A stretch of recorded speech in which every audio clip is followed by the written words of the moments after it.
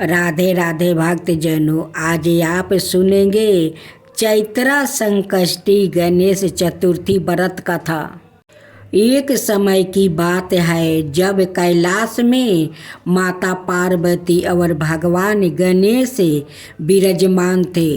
तब 12 माह की गणेश चतुर्थी का प्रसंग चल रहा था।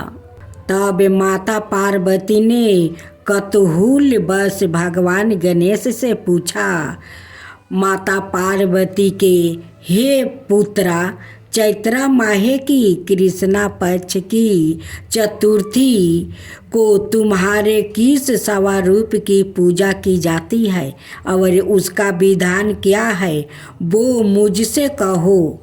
माता पार्वती की जिज्ञासा को शांत करते हुए भगवान गणेश ने कहा, हे माता, चैत्रा माह की कृष्णा पक्ष को आने वाली चतुर्थी को मेरे भाल चंद्र स्वरूप की पूजा करनी चाहिए। इस दिन पूरे दिन व्रत रख कर रात्रि में षोडशोपचार से मेरा पूजन करना चाहिए।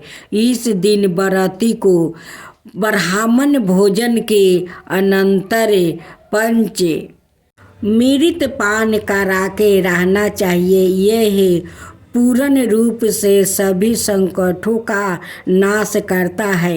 इस व्रत के स्मरण मात्रा से मनुष्य को सभी सिद्धियों की प्राप्ति सहज रूप से हो जाती है।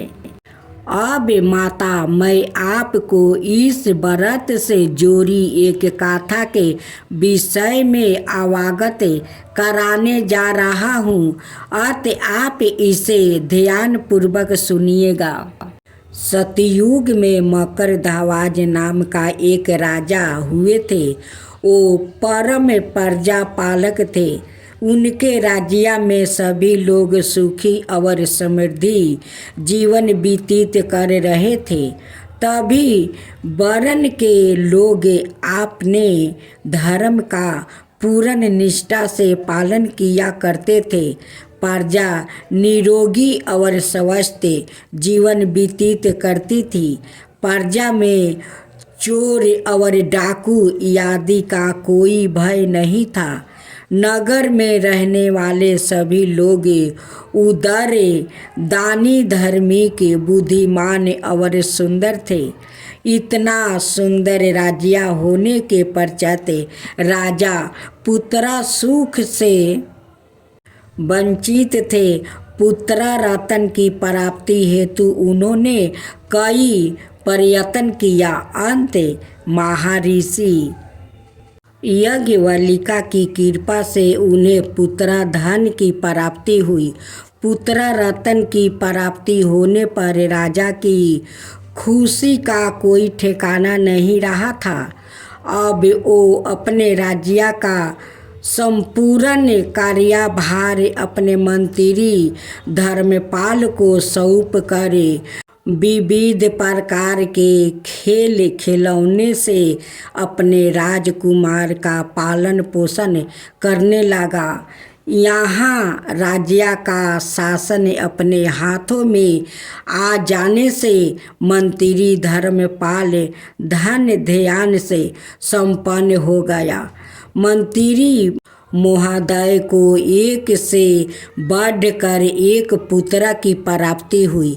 सभी पुत्र का विधि विधान से पूरे हर्षोल्लास के साथ विवाह संपन्न किया गया। अब सभी मृत्यु पुत्र धन का उपयोग बड़े यत्न से करने लगा। परिवार के सभी सदस्यों में सबसे छोटे पुत्र की पुत्रवधू बहुत धर्मपरायण थी। वो भगवान गणेश की परम भक्त थी। चैत्र माह के कृष्णा पक्ष की चतुर्थी आने पर उसने भगवान गणेश की पूर्ण श्रद्धा से आराधना और पूजा की और उनका व्रत अनुष्ठान भी किया। पूजन और व्रत से प्रचलित होकर सास अपने पुत्रा वधू से कहने लगी, आरी क्या तंत्र मंत्र द्वारा मेरे पुत्रा को अपने बस में करने के उपाय कर रही है। अपनी सास द्वारा बारंबार निषिद्ध किए जाने पर भी अपनी पुत्रा वधू में कोई बदलाव आता ना देखी। सास पूर्ण बोली, आरी दुष्ट, मेरे बार बार कहने पर भी तू मेरी बात को अनदेखा कर रही है। मैं तुझे पीट कर ठीक कर दूंगी। मुझे यह सब तंत्री के अभिचार पसंद नहीं है। अपनी सास की बात सुने पुत्रा वधू ने विभिन्नता से कहा, हे सासू माँ, मैं संकट नाशक भगवान गणेश का व्रत कर रही हूँ। यह व्रत अनुष्ठान करने से मनोवांछित फल की प्राप्ति होती है। अपनी पुत्रा वधू की बात सुने क्रोधवश सासू ने अपने पुत्रा से कहा, हे पुत्रा, तुम्हारी वधू जादू टोना पर उतारू हो गई है। मेरे बार बार समझाने पर भी उसने मेरी एक ना सुनी। अब तू ही इसे मार कर उसकी अकल को ठिकाने लेकर आओ। मैं किसी गणेश जी को नहीं मानती। वो कौन है और उसका व्रत कैसे होता है? हम लोग तो राज कुल से है। हमारी भाला किस विपत्ति को वो नाश करेगा?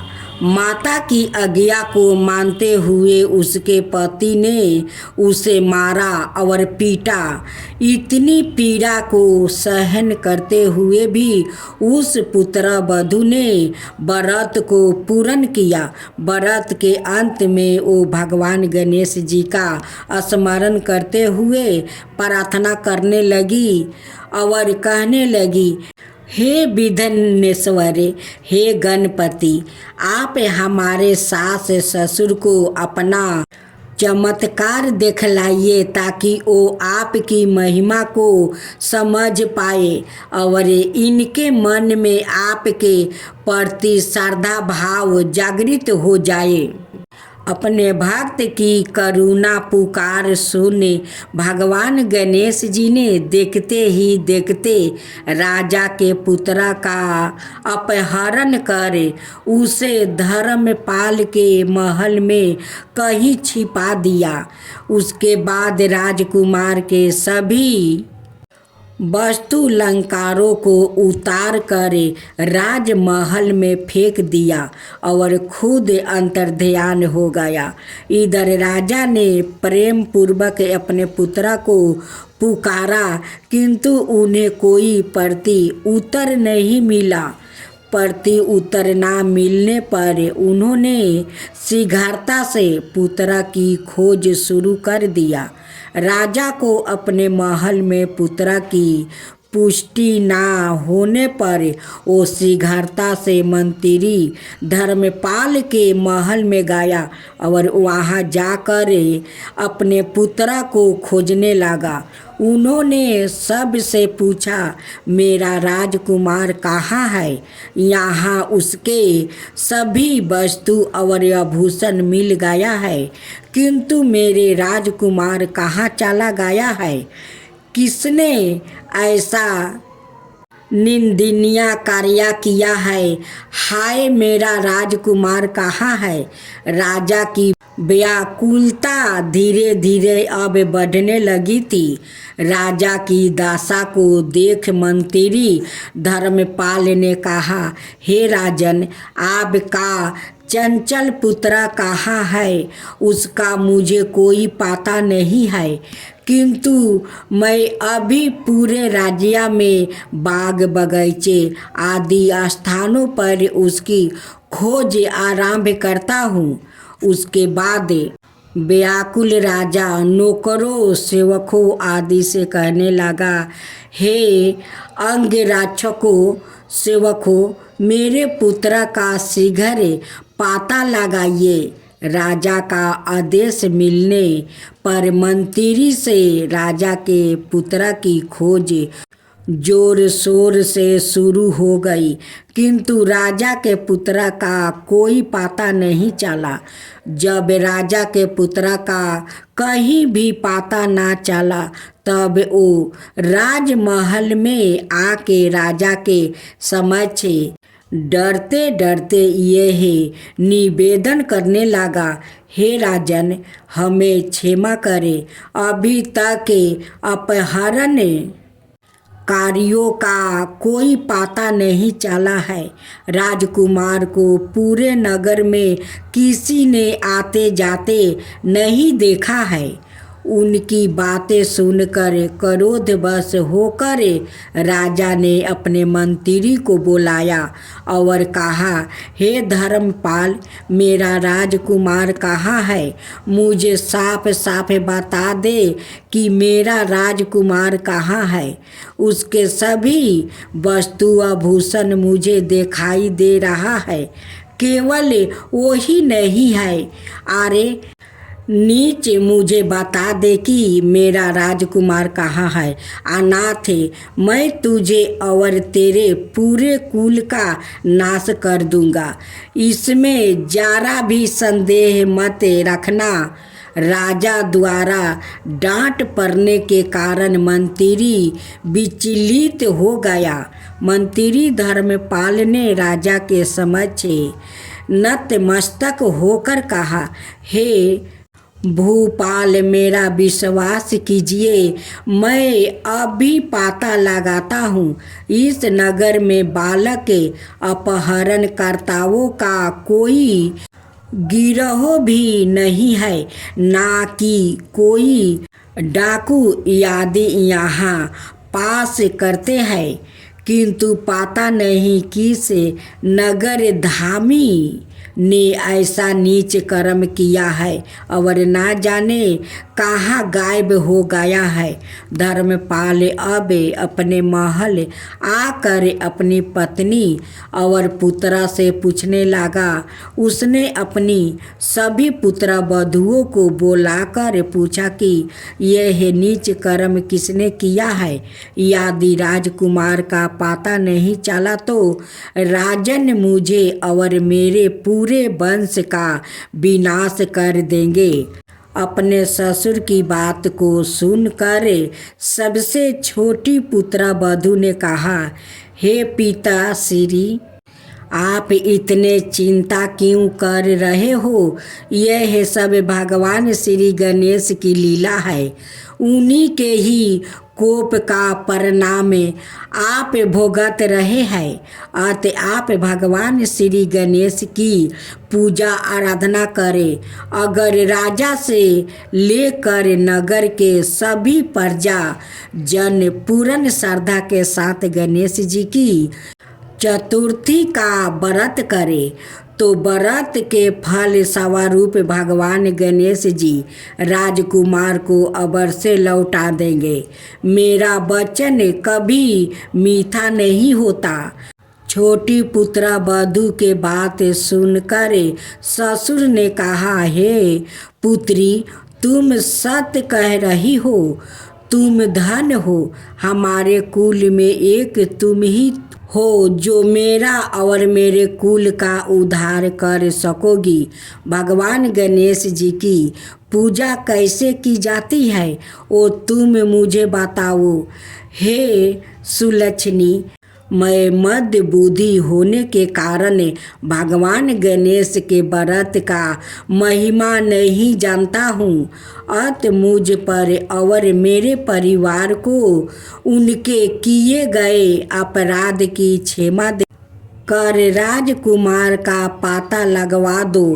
तब सभी लोग ने भगवान श्री गणेश जी का कष्ट नाशक चतुर्थी के व्रत अनुष्ठान किया। राजा सहित सभी नगरजनों ने गणेश जी को प्रसन्न करने हेतु व्रत का अनुष्ठान किया। सभी के व्रत अनुष्ठान के प्रभाव से गणेश जी प्रसन्न हो गए और देखते ही देखते सभी लोगों के सामने उन्होंने राजकुमार को प्रकट किया। राजकुमार को अपने समक्ष देखे राजा सहित सभी नगरवासियों की खुशी का कोई ठिकाना न रहा। वो बस राजकुमार को आश्चर्यचकित होकर देखने लगा। राजा अपने पुत्र को पूर्ण प्राप्ति करके खुशी से फूले समा रहे थे। भगवान गणेश की लीला को देखे वो नतमस्तक होकर कहने लगे, भगवान गणेश जी आप धन्य हो और धर्मपाल तुम्हारी छोटी पुत्रा वधू भी धन्य है, जिसकी कृपा से आज मेरा पुत्रा यमराज के वहाँ जाकर भी दोबारा लौट आया है। अतः आप सभी नगरजन इस संतानदायक व्रत को विधिवत करते रहे। श्री गणेश जी बोले, हे माता, इस व्रत से बढ़कर इस लोक और सभी अनाय लोकों में और कोई व्रत नहीं है। इस व्रत गाथा का श्रवण युधिष्ठिर ने भगवान श्री हरि कृष्णा से सुना था और इसी चैत्र माह के कृष्णा पक्ष को आने वाली चतुर्थी का व्रत करके उन्होंने अपने खोए हुए राज्य को फिर से प्राप्ति किया था।